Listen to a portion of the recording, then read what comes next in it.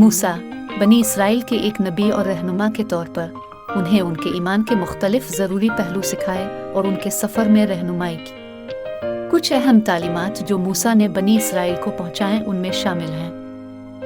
पहला, तौहीद। मूसा ने एक खुदा पर यकीन पर जोर दिया और बनी इसराइल को दूसरे माबूदों को छोड़कर सिर्फ इसी की इबादत और पैरवी करना सिखाया। दूसरा, 10 अहकाम।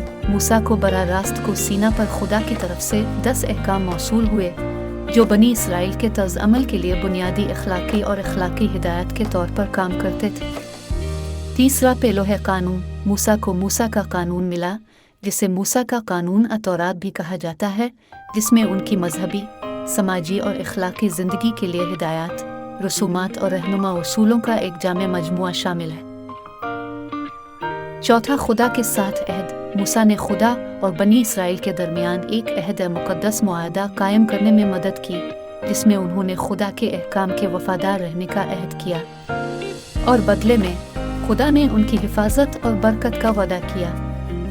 पांचवा, वादा शुदा सरजमीन। मूसा ने बनी इसराइल को वादा शुदा सरजमीन कनान की तरफ ले गए, जैसा कि खुदा ने उनके आबा व अजदाद इब्राहीम, इसहाक और याकूब से वादा किया था।